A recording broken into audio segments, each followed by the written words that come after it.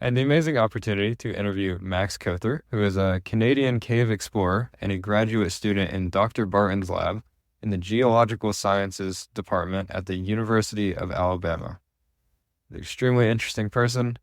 He's done a lot of cool cave exploring, and he's got some really interesting projects he's working on. So let's get right into it. What is your favorite cave? Gosh, I suppose I'm inherently biased. I got really lucky. I grew up just a few minutes down the road from a cave there in the Canadian Rockies. It's called Rat's Nest Cave, and it's easily one of the least impressive caves that I've ever been into. But it's just you have that bias for things that you grew up with. I was 6 years old the first time I went in there, and the entrance is filled up with thousands of years of animal bones, and the caving club I was with just sent the smallest person possible in there to dig through the bones to find the way forward. So they sent me as their little dig monkey to go and push through and find the passage beyond. And so I was used as a lead finder, and I didn't realize how weird and potentially dangerous any of that stuff was. So I simply had a wonderful time, and that's the kind of memory and enthusiasm that, and openness from the rest of the team to involve everyone that really sticks with you. So I think I have a soft spot for that cave, just growing up in it and spending so much time down there. That's awesome. That's a great way to get on the caving too. What led you to start grad school and to start doing research? I suppose I grew up curious, especially about natural history and geology systems and deep time. I got very lucky. I'm from the western side of Canada. We're kind of right in between the mountains on one side and the Canadian Badlands, where they find all the dinosaur fossils on the other side. So most weekends I was either hunting around in creeks in the mountains, finding old seashells, or I was going out east and finding like dinosaur bones in the creek. And it kind of gets a person thinking about systems and our place in it and being curious about the world and wanting to explore more. I got introduced to the caving group so wonderfully and early.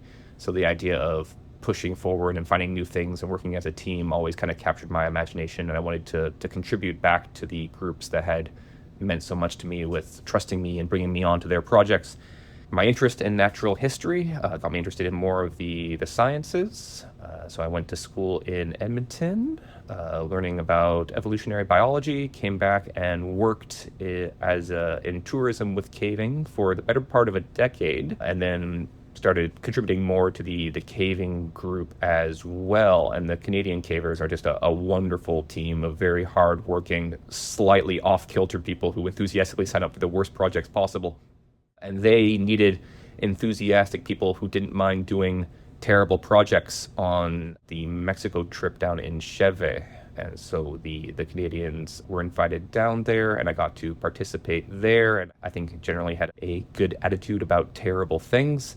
And on that trip, it just so happened that I got a small injury, and my current now supervisor, Dr. Barton, also had an injury. And so we had our little island of misfit toys where we would spend a lot of time together talking about potential in the cave and potential of projects and getting all excited and feeding off of each other's excitement. And I was very thankful to be welcomed to pursue my interest in science more substantially and move down to the States to learn more about cave systems and their evolution and their place in the world, and to explore these places that I love so much but didn't understand as much as I wanted to. That is an awesome way to get into research and to meet your advisor on a caving trip.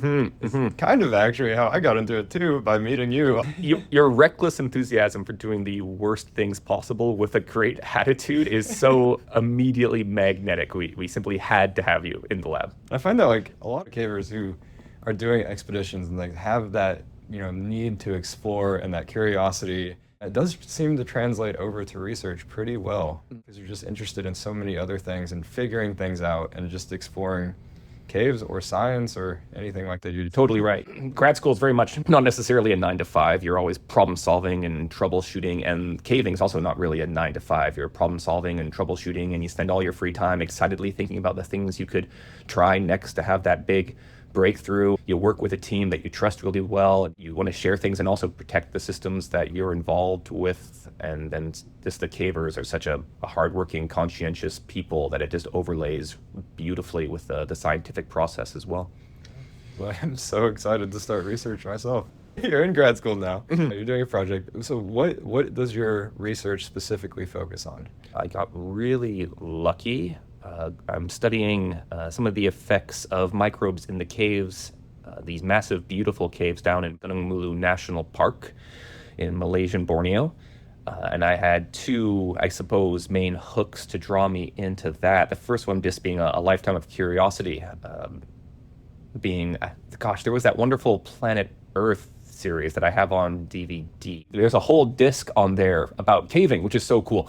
And most of that disc is about Lechugia, which is fine. Lechugia is gorgeous, and I totally get it. But a cool part of that disc was about the Mulu caves. And so I saw these pictures of these caves growing up, and they have this terrible tracking shot of this camera moving up this literal mountain of bat waste, and you can see the critters crawling around in it. You see the bats like falling in and getting pulled underneath, and it's just this horrifying Lovecraftian nightmare of a place. And I saw that as a kid, and I thought, cool.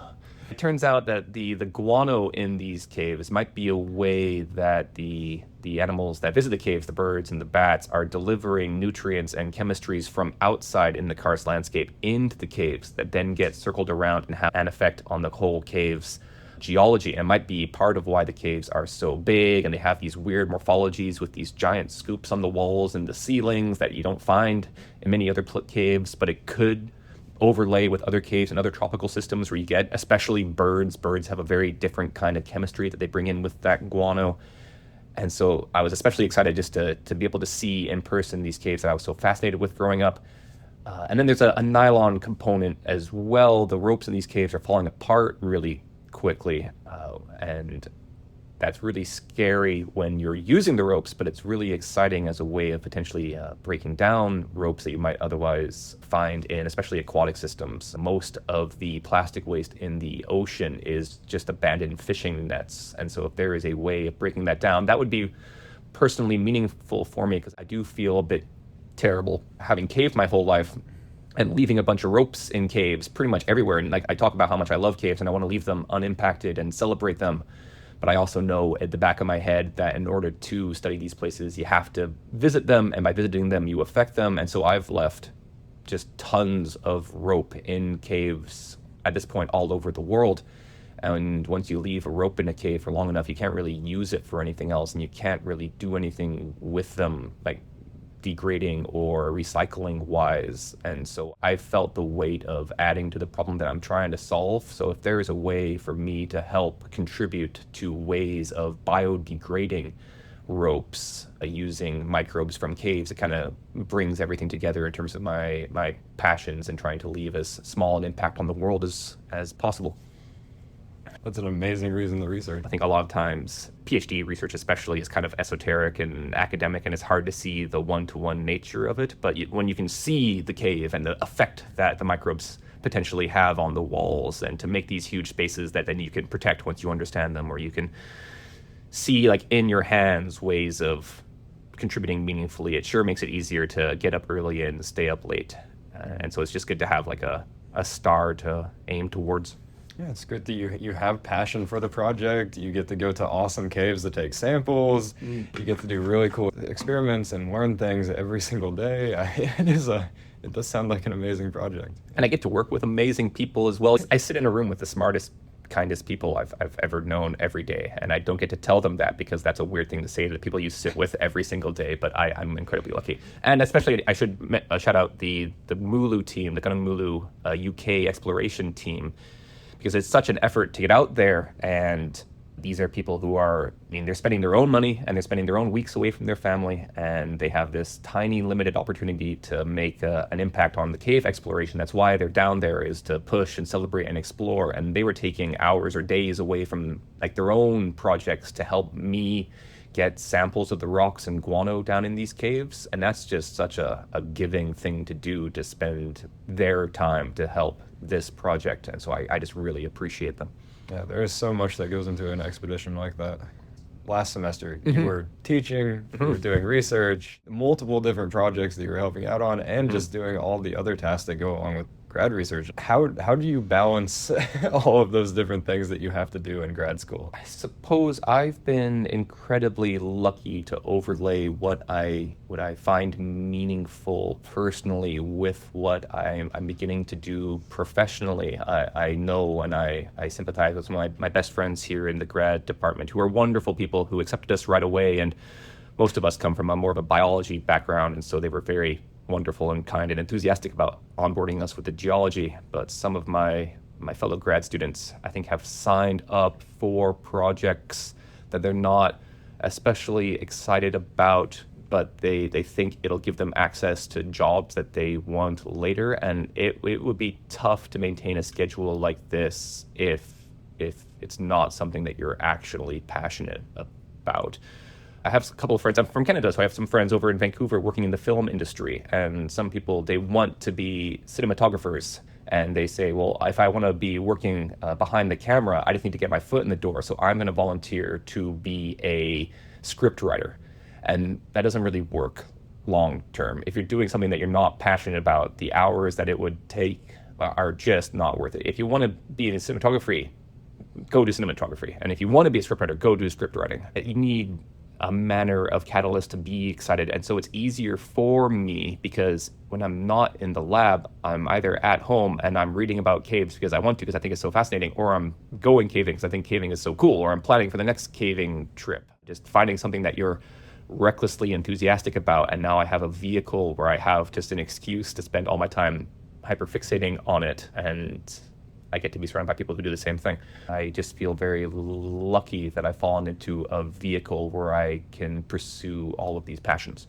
Hey, that is it. You are passionate about all of those things. And when you're passionate about something, you can work as much as you need to get it done. I've been putting in the hours this summer as well, and volunteering for all of the hardest, worst things in our time together. This Christmas down in Mexico, Caleb and I met on the Purification trip. This was in the 2 weeks of Christmas 2023, where Caleb was immediately adored by the entire team for being experienced and open. We were mainly down there to push this one really deep cave, which ended, and that could have been really a nail in the coffin of the team's enthusiasm. But as opposed to focusing on what the cave could have been, Caleb's focus and everybody's focus is, well, how amazing is it that we got to see this place? Not like for what it could have been, but for just what it is. And so Caleb immediately signed up to do the hardest thing, which is to go into the deepest cave possible and bring out all the equipment that you left down there, which is just a Herculean task, and then volunteered to help me with my deep, muddy, terrible cave the very next day, which was incredibly welcome. Otherwise, that would have been impossible, and I would have had to have abandoned a project that was so meaningful to me without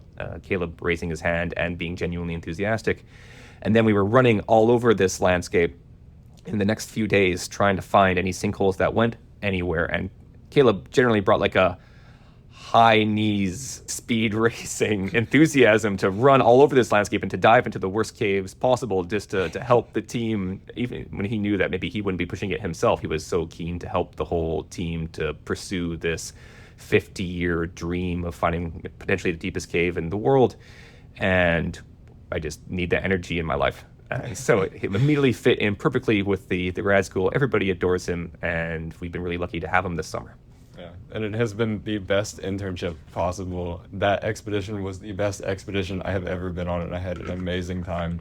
And I agree. I've been on a dozen expeditions. That was the best. Sorry, go ahead. It was great. And I really hope to get back to that super muddy, horrible pit. Yeah. It got better. No cave survives interacting with a Canadian without becoming small, muddy, and terrible for a bit. But yeah, it's a fun part of it. And it goes, brother. It goes. Those parts and expeditions and like doing the hard things to explore. Hopefully, we'll get to the bottom of that pit someday, or it'll connect into the other system. This could be legends.